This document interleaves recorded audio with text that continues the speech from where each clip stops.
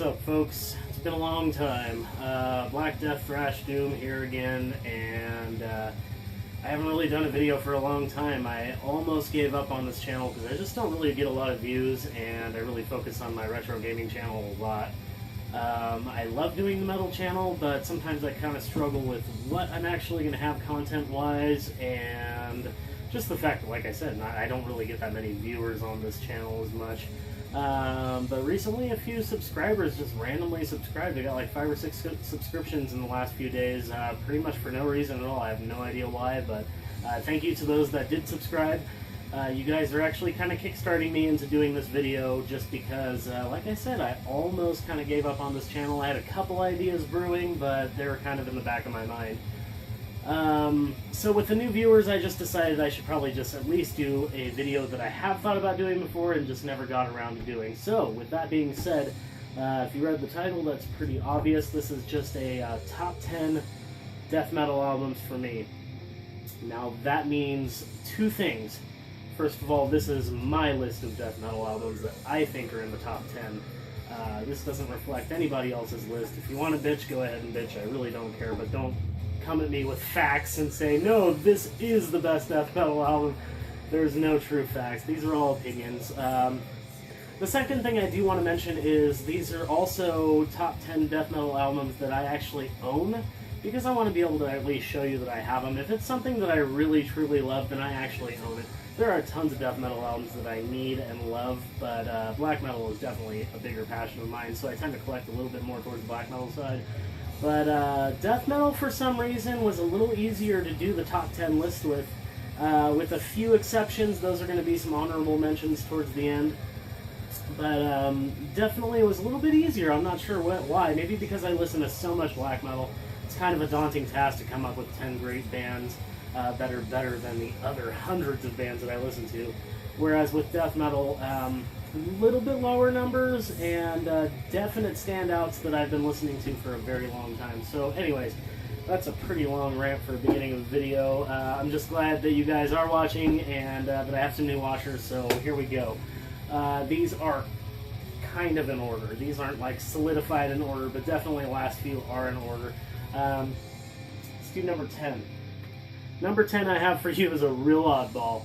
This is Morbid Angel, Formulas Fatal to the Flesh.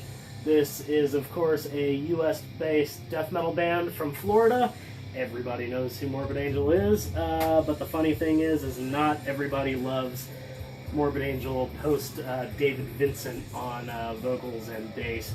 I personally prefer this era. Formulas Fatal to the Flesh, Gateways to Annihilation, those are my two favorites. I just prefer the darker, moodier atmosphere and a little bit more complexity. Some weird things thrown in between songs, such as this one. Towards the end of the album, there's a drum track. Only it's just drums and like some ambient effects and stuff. And then there's like an instrumental track in here. And there's just a lot of variety with Formulas Fatal to the Flesh. Very, very good album. If you're not familiar with this album, and I know actually a lot of people aren't, please check it out. Give it a chance over Covenant and Domination, Altars of, God damn it, I can't even think of the name right now. Altars of Madness and Blessed Are the Sick. Those albums are great, I do love them, but there's just something about these mid-era Morbid Angel albums that I truly, truly do love. So yes, Formulas Fatal to the Flesh. Number 9. One of the first CDs I ever special ordered because I got into Nile pretty much before anybody I knew was into Nile. I got into them right when this album came out, and that was Amongst the Catacombs of Neferka. Fucking amazing album.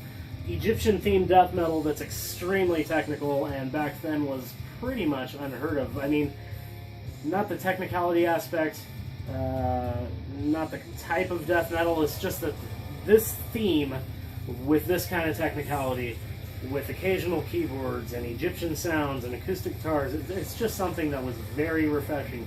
Now, don't get me wrong, I love Nile's other albums, but Amongst the Catacombs of Neferka has a special place in my heart, and that first album is just amazing.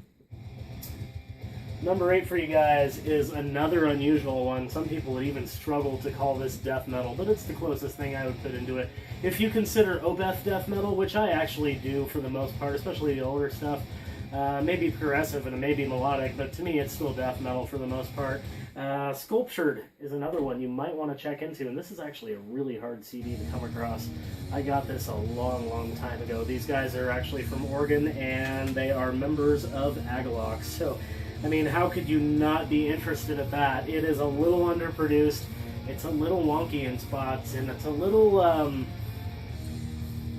it's very progressive like Opeth, but it's almost awkward in some spots. There are a couple spots where you're kind of questioning what they were thinking, but at the same time, there are moments of pure brilliance, and it's really crazy how good this album is, and yet how little people really talk about Sculptured. They had 2 other albums, and they weren't received quite as well, and especially by me, they weren't received quite as well.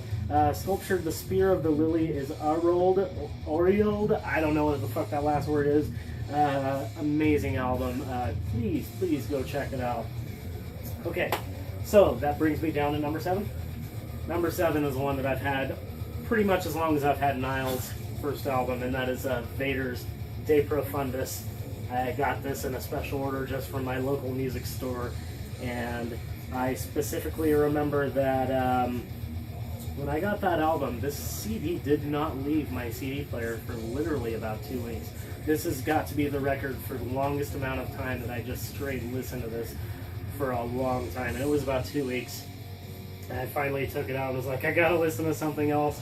But De Profundis is a mastery of technical death metal wizardry before technical death metal wizardry was really good, I guess. These guys are highly influenced by Slayer, but they were a lot more technical back in the day. And I also have to mention their drummer who passed away at the drummer they had at the time, and for a very long time. His name was Doc. He passed away, and his drumming on De Profundis is my favorite of all his drumming. It's just very technical and very strange and very unpredictable, and just has a lot of crazy rhythms in there. I highly suggest De Profundis. It's actually kind of a hard album for me to talk about, because there are not, and I'm not joking, there are not a lot of albums that sound like it. It has a very unique sound, and it's one that I really recommend. A lot of people got familiar with Vader after pretty much like Black to the Blind, which was probably my second favorite album. Very good album, and in fact was the first album by Vader I did listen to. This is the second one. But yeah, De Profundis, in my opinion, is just a tiny bit, just a tiny notch above Black to the Blind. So if you're not familiar with it, go check it out. Also, special mention, The Ultimate Incantation, their first album, seems to be quite overlooked these days. Very thrash influenced, very good drumming again by Doc, and just awesome playing technical skills. Slayer influence is always very apparent with these guys, but they don't sound anything like Slayer, and back then they didn't sound like any death metal band. I'm done ranting about Vader. De Profundis, get that shit. I was gonna do a separate video with my Swedish death metal bands top 10s, but then I was like, fuck, finding 10 Swedish top death metal bands that I actually have, or albums I should say that I actually have, and just really love more than others. It's really hard. Swedish death metal is kind of another animal, but I just decided to include it in here anyways. And the first one is definitely one of my favorites. That is The Crown, Hell Is Here. This band is from Sweden, as I said, and they used to be known as Crown of Thorns a long time ago. And they are very speedy death metal that almost has some black metal atmosphere in there, and just the workings of their songs and the melody is sometimes very dark in atmosphere. It kind of reminds me of black metal. The drumming too. Of special note on this album is the drumming. I remember specifically hearing or reading an article about this album at the time, and people were thinking that this guy faked the drumming on this. Just like Injustice for All, I believe, was the album. Or no, Rain and Blood, that's right, Slayer's Rain and Blood. They thought Dave Lombardo did some trickery on the album. The Crown is also another one of those albums that was accused of trickery with the drumming, and it was no trickery. That guy was a fucking animal. He was such a good drummer. I don't remember his name, and I don't even know if he still drums with them, but very, very good. There's no describing Hell Is Here. It is such a good album. Please go listen to it. Very good. It's so memorable. It just sticks in your head, sticks in your heart. Next one I have for you is the newest one so far. This is Ulcerate, Everything is Fire. Ulcerate is a New Zealand band, and a fantastic band. Quite a fantastic band. Super technical, super dark. And the thing about these guys is the atmosphere that is created is quite different from other death metal bands, and the fact that the drumming is really not high in the mix as in it's loud, but it's high in importance. The drummer, Jamie St. Murat, or Murat, I don't know how to pronounce his last name, but Jamie is literally my favorite drummer in death metal. If you haven't heard Ulcerate yet, if you haven't heard his amazing drumming yet, I highly, highly recommend you check out Everything is Fire, their new album, Vermis, and pretty much anything that they've put out, but especially the last 3 albums. The other one was Destroyers of All. That was the one before the last one, Vermis. All very good. Amazing albums from an amazing country. New Zealand's not exactly known for having a huge scene. It's not even really known for having much of a population, but these guys are probably causing all those fucking volcanoes to erupt in fucking New Zealand. These guys are amazing and so heavy. The drums are so heavily featured, and the guitars are almost neurosis-y, so the guitars sometimes get lost in the mix in a good way. It's like the guitars are atmosphere, and the drumming is what is just absolutely driving everything. So fucking good, with growled vocals behind it and unpredictability. Ulcerate is a hard band to describe, but a band that I recommend very, very highly. One of the ones that I recommend the most out of this. May not be in the top 3 or anything, but Ulcerate's Everything is Fire is amazing. Please listen to it. Okay, so another Swedish death metal band did make it in here, and God, these guys aren't death metal anymore. Fuck, these guys are almost laughable now, in my opinion. And I know there's still some old school fans that still like them, but it's just not the same as this old shit. This is In Flames, and this is the Jester Race. This is also the edition of the Digipack that had Black Ash Inheritance, the EP as well. Anybody that doesn't know what In Flames sounded like back then, but knows what they sound like now, please give it a chance. It's not the same. It's not overly simple. It's not ballads. It's not clean singing, sounding like... I don't even know what new In Flames is, or even like almost mid-air now it's becoming. I personally like their first stuff all the way up to Clayman, I think was the last album I really enjoyed. Very melodic. Holy shit, the guitar playing, the twin melodies with the twin guitarists, and I don't mean they're actually twins, but the 2 guitars, the melodies they create are incredible. And back then, the Jester Race, and actually maybe another honorable mention here, the album after this, Oracle, fucking amazing. Funny name, amazing album, so damn good. I don't really have much more to say than if you like melody, if you like incredible songwriting, and music that actually drives emotions, you should definitely check out Old In Flames, and especially those 2 albums I named, the Jester Race and Oracle. So back to US death metal. We've got one of my favorites, one of my very favorites, Suffocation, Pierce from Within. This is an original pressing. These are really hard to get now. I've had this since I was a teenager, and it's still in such good condition because I love this CD so much. I take so much care of it. Suffocation, Pierce from Within. What can be said about this album? Technically brilliant. Laughable sometimes vocally, or lyrically I should say. Delivery of vocals can actually be a little funny too, but you know what? It doesn't matter.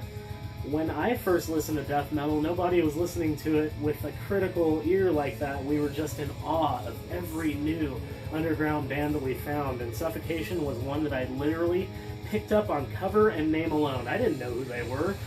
Sure, they'd been around for a long time, but back then there was no internet, and I relied on magazines and just ordering from my stores and whatever was in stock at my local stores. And there was a few bands that I had no idea who they were, and I just picked up albums because they definitely were metal and they definitely looked dark. Suffocation, Pierce from Within.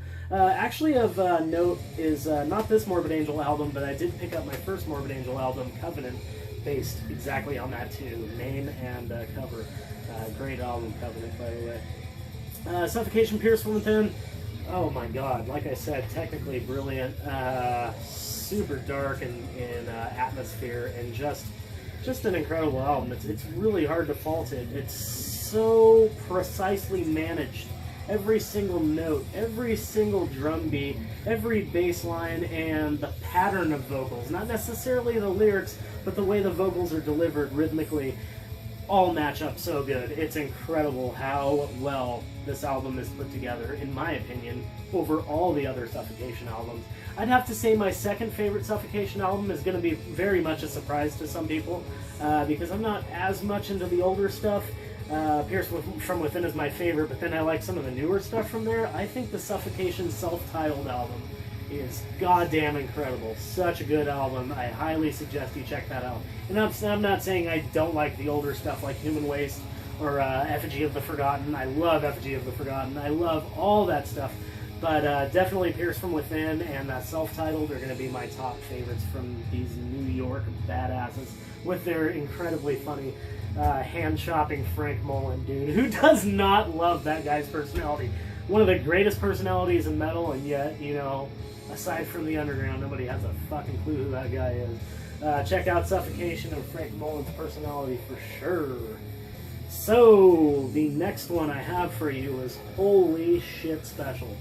This is where we get into the last two albums that mean so much to me. It is actually incredible. I picked this album up just now and got a little misty-eyed because I've never talked about this album truly. These guys used to be from Mexico, now they're from Chicago. This is The Chasm, and this is Procession Through the Infraworld. Procession to the Infraworld. Wow, if you want atmosphere in death metal and you like bands like Immolation or Incantation or even newer bands like Ulcerator, maybe Gorguts, The Chasm has those bands beat by leaps and bounds in the atmosphere department. There is just no denying the fact that when you put this album on from the first instrumental track, which I don't like instrumental tracks generally, that first track, the guitars, the atmosphere, the darkness is palpable. It is incredible. The atmosphere is so stark. It is so bleak. It reminds me of floating through fucking outer space, dreaming of Incan gods. It is fucking incredible. Even the inside of the book with the artwork, just everything that The Chasm has put out, in my opinion, has been brilliant. It's incredible, the atmosphere they create. It's just, I think, 4 dudes, and they're just so fucking good.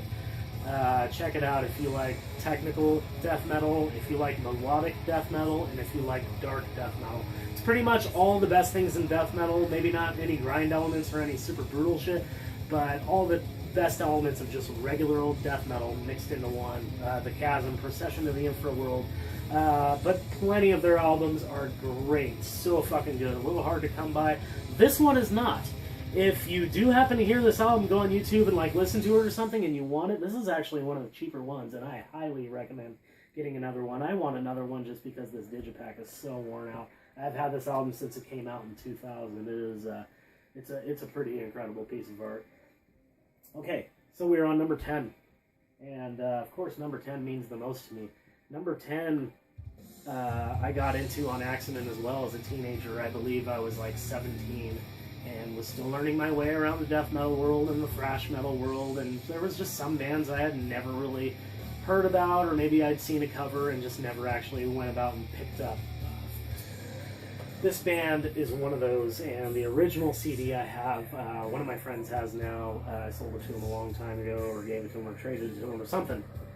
But this is the remastered version of Death Symbolic. Oh, fuck.